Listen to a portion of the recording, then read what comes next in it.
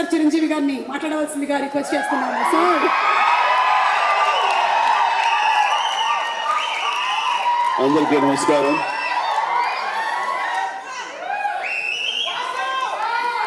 కొన్ని ఫంక్షన్స్కి రావడానికి ఎంతో ఉత్సాహంగా ఉంటుంది.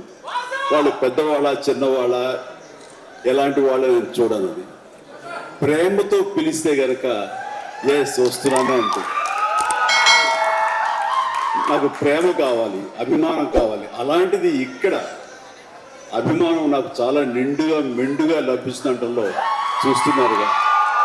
ఇక్కడ ప్రతి ఒక్కళ్ళు అంత ప్రేమ కురిపిస్తుంటే ఇది ఆస్వాదించడానికి నేను వచ్చినందుకు నాకు చాలా చాలా సంతోషంగా ఉంది.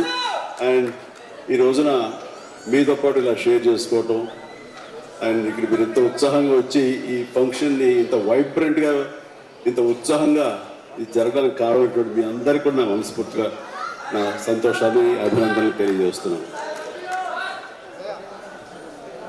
మొన్న పాండమిక్ కోవిడ్ సమయంలో అది ప్రపంచంలో చాలా వ్యవస్థల్ని చాలా రంగాల్ని అతలాకుతలం చేసింది, కన్ఫ్యూజన్లో పెట్టేసింది, భవిష్యత్ ఏమిటో తెలియని అగమ్య గోచరంలో పెట్టింది. అలాంటి పరిస్థితిలో సినిమా రంగం కూడా ఏమైపోతుంది అనే ఒక డోలాయమాన పరిస్థితిలో ఉన్నప్పుడు చూస్తే నిజంగానే అందరూ ఓటీటీలకి అలవాటు పడిపోయారు. అది భాషలకు సంబంధం లేకుండా ఏ భాషా చిత్రాలు సరి చూసి వాళ్ళకి ఎక్స్పోజర్ చాలా ఎక్కువ వచ్చేసింది. ఇలాంటి వాళ్ళకి ఏ సినిమాలు తీసి మనం సాటిస్ఫై చేయగలం, ఇలాంటి వాళ్ళని మనం సంతృప్తి పరచగలమా అనేది ఎప్పుడూ ఒక రకంగా మీమాంసలు ఉంటుండేవాడు. ఆ తర్వాత అలవాటైపోయి జనాలు ఇళ్లలో ఓటీటీలో సినిమాలు చూడటం అలవాటైన తర్వాత వాళ్ళు థియేటర్ని రక్షించడం చాలా కష్టం అండి. అన్లెస్ అది ఏదైనా ఈవెంట్ ఫిల్మ్స్ కానీ, బిగ్ హీరో ఫిల్మ్స్ కానీ, హై బడ్జెట్ ఫిల్మ్స్ కానీ థియేటర్లోనే ఆ సినిమా చూడాలి, ఆ ఎక్స్పీరియన్స్ మనం పొందాలి అనుకునే సినిమాలకు తప్ప చిన్న చిత్ర సినిమాలకి రావడం చాలా కష్టం అన్నప్పుడు ఇదేమి కష్టకాలం మనకి ఇండస్ట్రీకి. ఈ సినిమా ఇండస్ట్రీ ఏమైపోతుంది? ఒక 5-6 పెద్ద సినిమాలను ఆడినంత మాత్రాన అది సినిమా ఇండస్ట్రీ ఓహో అంటూ కాదు. చిన్న సినిమాలు, చిత్ర సినిమాలు, అన్ని సినిమాలు ఇక్కడ ఎంతో ఉత్సాహంగా జరుపుకోవాలి. షూటింగ్లు ఎంతోమందికి ఉపాధి కల్పించాలి, ప్రతి ఒక్కరు కళకళలాడుతూ ఉండాలి. ఆ చిన్న సినిమాలు అవన్నీ ఏవైనా అన్నీ కూడా ఆడాలి, అప్పుడే పరిశ్రమ అలాగా సజావుగా కొనసాగుతుంటుంది అని అనుకునే మాలాంటి వాళ్ళకి అలా కోరిక నాకు ఒక రకమైనటువంటి చిన్న బెరుకు వచ్చింది. ఏ సినిమాలు చేయాలి, ఎలాంటి సినిమాలు చేసి రాణించాలని. కానీ అవన్నీ కూడా కరెక్ట్ కాదు. ప్రేక్షకుల్లో ఎప్పుడు తప్పు ఉండదు. ఏదైనా తప్పు ఉండి సినిమాలు ఆడలేదు, రాణించలేదంటే అది ఇదిగో స్టేజ్ మీద మా అందరు తప్పే తప్ప అది ప్రేక్షకుల తప్పు కానే కాదు.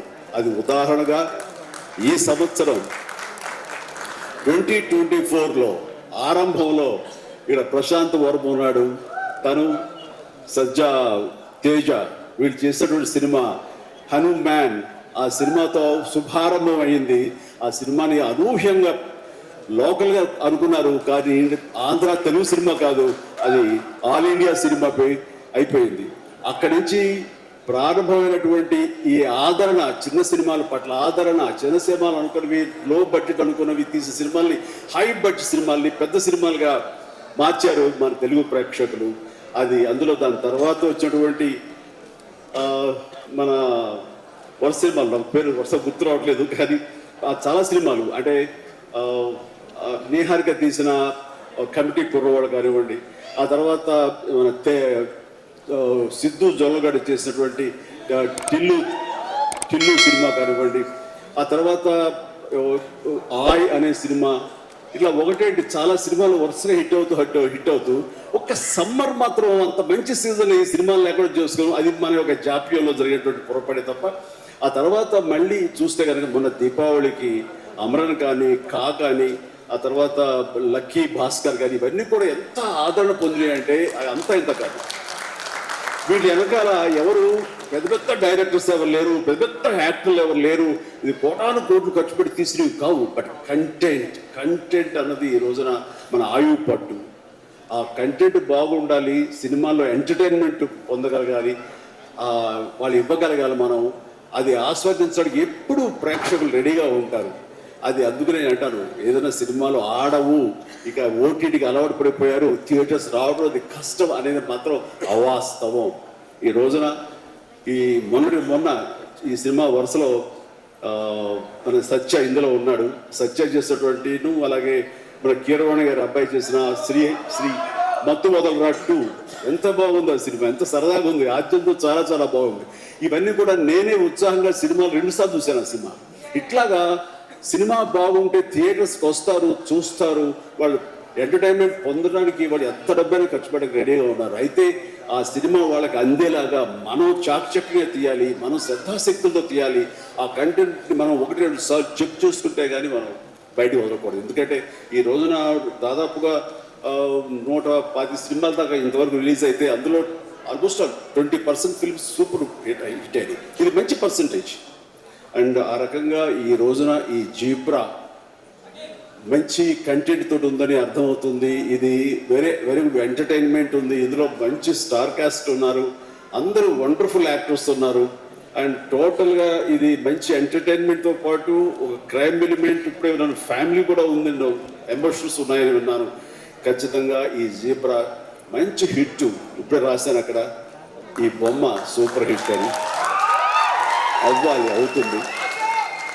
అండ్ ఎందుకంటే ఇందులో నాకు కావలసినటువంటి నా మనుషులు అయితే ఏంటంటే ఇప్పుడు అదే అది కాదురా, నువ్వు వచ్చే వైజాగ్ నుంచి సంతోషమే, మరి బొమ్మను నువ్వు వైజాగ్లో ఆడించాలి. అదే అలా అయితే మన హీరోలు కూడా అదే ఊరే. కూర్చోరా కాసేపు. సో ఇందులో సత్యరాజు గారు ఉన్నారు, సత్య ఉన్నాడు, అండ్ సునీల్, అందరికి మించి నా బ్రదర్. అండ్ కన్నడ నుంచి వచ్చినటువంటి ఒక అద్భుతమైన యాక్టర్ ధనుంజయ. ఆయన గురించి నేను విన్నాను కానీ సినిమాలు చూడటం చేయలేదు. బట్ పుష్ప చూశాను. పుష్ప ఎక్కడ అనేది నాకు గుర్తు రావట్లేదు కానీ డెఫినెట్ ఈ సినిమాలో చాలా మంచి గుర్తింపు వచ్చి తను కూడా మంచి ఆర్టిస్ట్గా తెలుగు యాక్టర్గా తను సెటిల్ అవుతాడు అంటారు, ఎలాంటి సందేహం లేదు. All the very best Dhananjaya. And ఇక సత్యదేవ్ గురించి ఏం చెప్పరు. నాకు 2 తమ్ముళ్ళు ఉంటే కనుక అందులో ఇంకొక తమ్ముడు, 3వ తమ్ముడు సత్యదేవ్.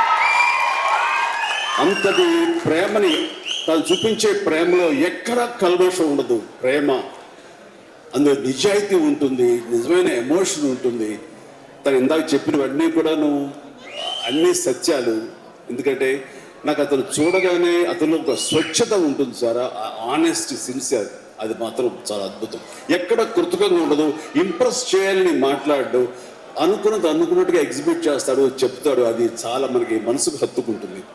నేను ఫస్ట్ టైం ఈ పాండమిక్లోనే ఒక సినిమా చూస్తాను. సినిమా పేరు నాకు గుర్తురావట్లేదు. ఏ సినిమాది? Bluff master. తన నేచర్కి వ్యతిరేకమైన టైటిల్ అది. సో బ్లఫ్ మాస్టర్ అనే సినిమా నేను చూసినప్పుడు తర్వాత ఇంకో సినిమా కూడా చూసాను వరుసగా. ఎవరి యాక్టర్ చాలా ఇంటెన్సివ్ పెర్ఫార్మెన్స్ చేస్తున్నాడు, టచ్ ఆఫ్ క్లాస్గా ఉంది. అండ్ మన తెలుగు మనిషిలాగా అనిపించలేదు. బహుశా అతని డబ్బింగ్ వాయిస్ ఇచ్చారు, ఎందుకంటే వాయిస్లో అంత రిచ్నెస్ ఉంది, అంత క్లారిటీ, అంత నీట్గా ఉందంటే మంచి డబ్బింగ్ ఆర్టిస్ట్ తోటి తనకి డబ్బింగ్ చెప్పించుంటారు. కాబట్టి ఎవరో బయట వ్యక్తి అయి ఉంటాడు. ఏ యాక్టర్, ఏ కన్నడనా ఇంకోటి అనిపించింది. అనేది ఎవరితో మాట్లాడుతూ లేదండి మన వైజాగ్ అబ్బాయి అన్నాడు. మన ఊరు అంటారా, మన వైజాగ్ అబ్బాయి అని చెప్పేసి అన్నారు. అనేసరికి నేను ఒకసారి అతన్ని చూడాలనుకున్నాను, మనం మాట్లాడాలనుకున్నాను. ఎందుకంటే అతనిలో బెస్ట్ యాక్టర్ ఉన్నాడు. మరి అతనికి ఎవరు వెనక ఉండి సలహాలు ఇస్తారు, తన లైఫ్ ఎలా మోల్డ్ చేసుకుంటున్నారో నాకు తెలియట్లేదు. ఇక్కడే సరదా మాట్లాడదాం అనిపించింది. నాకున్న ఇంప్రెషన్ తనతో షేర్ చేసుకుందాం అనిపిస్తుంది. అంటే వెంటనే ఫోన్ అనటం ఏంటి, అప్పుడు ఫ్లాట్స్లో నుంచి అపార్ట్మెంట్స్ బయటకు వచ్చే ప్రసక్తే లేదు. అక్కడ వాళ్ళ యూనియన్ ఏదో ఉంటే కనుక వాళ్ళ స్పెషల్ పర్మిషన్ తీసుకుని అప్పుడు రోడ్డు మీద వచ్చి నన్ను కలవడం జరిగింది. చూడగానే నా పేరు సత్యదేవ్ అండి అది అన్నాడు. అని తర్వాత ఓకే వెరీ గుడ్, చాలా బాగా చేస్తాడు. కాసేపు పిచ్చాపడి మాట్లాడుకున్న తర్వాత సార్ ఇక్కడ ఇందాక నాడే అది పచ్చబొట్టది కాదు, అది పడ్డ మచ్చ, అది నేల మీద నేను అది ఎందుకు పడ్డావు ఏంటి అది అంటాను. నేను మీ కొదమసింహం సినిమాలో మీరు రోప్లో జంప్ చేస్తుంటారు, నేను మా డిష్ టీవీ మా యాంటీలో ఉండే వైర్ తోటి అలా జంప్ చేసి కింద పడ్డానండి, అది దెబ్బ తగిలింది. అయిన తర్వాత మీ ఇంపాక్ట్ ఎంత ఉంటుందని మీకు విషయం చెప్పాలి. దీన్ని కుట్లించడం కోసం మా నాన్నగారు హాస్పిటల్కి తీసుకెళ్ళారు. అప్పట్లో మత్తు గిత్తు లోకల్ ఇంజక్షన్స్ ఇవ్వలేదు. దాన్ని అట్లాగా నేను భరించలాగా ఏడుస్తుంటే, అరే చిరంజీవి అయితే నవ్వుతూ అది కుట్టించేసుకుంటాడు అంటే అది వేసిన 5-6 కుట్లు నేను నవ్వుతూనే ఉన్నాను, పెయినే తెలియలేదు. అది మీ మహిమ నా మీద, దాని ఇంపాక్ట్ ఉంటుంది. అంటే నేనైనా మైకువా లేకపోతే ఏంటి అనస్థిషియా లాంటి వాళ్ళ ఏంటి, అండ్ తనకి అంత ప్రేమ, ఆ ప్రేమ మత్తులో ఆ పెయిన్ కూడా తనకు తెలియలేదు అనమాట. అది చెప్పినప్పుడు చాలా ఇంప్రెసివ్గా అనిపించింది. Such a coincidence. తను ఆ మాట చెప్తున్నప్పుడు దాని వెనకాల నా దగ్గర ఒకే ఒక పెద్ద వాల్ పోస్ట్, పెద్ద పెయింటింగ్ ఉంటుంది. అది కొదమ సింహంలో పెయింటింగ్ అనమాట. క్యాప్ అది పెట్టుకుని, సిగార్ రోడ్లో పెట్టుకుని, ఇదేనండి ఇది చూసే అన్నాడు. దాన్ని ఆ ఫోటో ముందు తను మళ్ళీ ఇంకో పిక్చర్ తీసుకుని అలాగే వీళ్ళు అక్కడి నుంచి మా పరిచయాలు, మా మీటింగ్స్ అప్పుడప్పుడు అనేది చాలా రోజులు ఒకసారి వస్తారంటే రా అని చెప్పడం అలాగా జరుగుతుంది. అందుకు మంచి యాక్టర్కి సరైన సినిమాలు పడటం లేదు అనేది మాత్రం ఎక్కడ నాకు కొంచెం ఉంది. అంటే హీరోగా ప్రయత్నం చేస్తున్నాడు, హీరో అనేది కాకుండా వెరస్టైల్ యాక్టర్ అనిపించుకోవడంలో మాత్రం తన నటనకి హద్దులు ఎల్లలు లేకుండా చేసుకుంటే మరింత ఉన్నత స్థాయికి వెళ్తాడు. ఆ తర్వాత ఇతను ఏ స్థాయిలో ఉండాలి, ఏ పాత్రలో ఉండాలి, ఏ హీరోగా సెట్ అవ్వాలి ఏంటంటే ప్రేక్షకులు నిర్ణయిస్తారు. దాని ప్రకారం మనం ముందుకు వెళ్ళిపోవచ్చు అంటూ గాడ్ ఫాదర్లో ఎవరో నార్త్ హీరోస్నో లేకపోతే ఇంకో హీరోస్నో బయట లాంగ్వేజ్ హీరోస్నో తీసుకొస్తే మనకింత పొటెన్షియల్ ఉన్న ఒక ఆర్టిస్ట్ ఉన్నాడు, అతన్ని ఆ క్యారెక్టర్ పెట్టుకుందాం అని అంటే కొంచెం రెసిస్టెన్స్ వచ్చింది. ఎందుకంటే మన వాళ్ళు అనగానే లోకువ, కానీ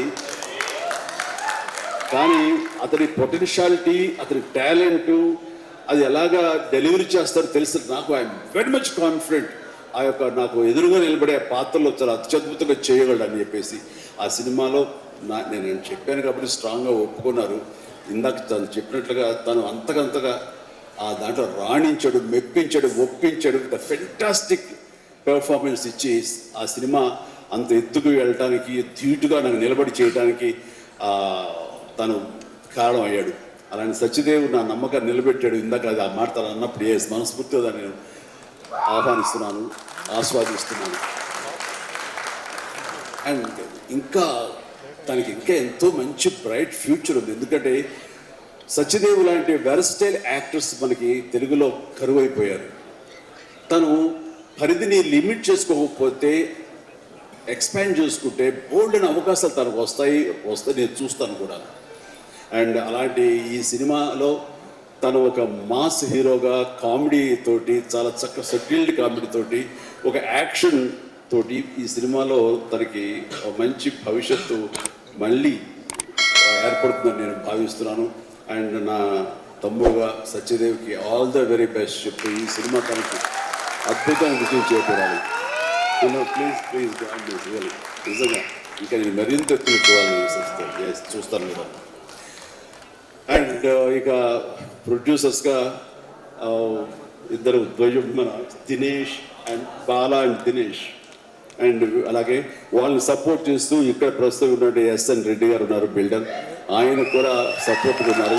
వీళ్ళందరూ లాభాపేక్షతో కాకుండా ఒక ప్యాషన్ తోటి వాళ్ళు రావటం. సినిమా అంటే ఏం తెలియదు, సినిమా అంటే ఇష్టం కాబట్టి ఆయన కూడా ఓకే అంటే ఆయన ఇందులో కావాల్సినంత బడ్జెట్గా హై బడ్జెట్ అయిందని వింటున్నాను. బట్ దానికి పెట్టడం, దాన్ని ఈ యొక్క Eshwar Karthik director, wonderful director. ఎందుకంటే ఆయన సినిమా పెంగ్విన్ అని తమిళ్లో నేను చూశాను సినిమాని పాండమిక్ టైంలోనే. And very refined actor mean director. ఆయన ఈ సినిమాకు చాలా చక్కగా చేశారని తెలిసింది. అండ్ డెఫినెట్లీ ఆ టీం అందరికీ కూడా అద్భుతమైనటువంటి విజయం ఈ సినిమా చేకూర్చి వాళ్ళకి మరింత పైకి వెళ్ళడానికి ఎంత దోహదపడుతుందని చెప్పేసి నేను మనస్ఫూర్తిగా విష్ చేస్తున్నాను.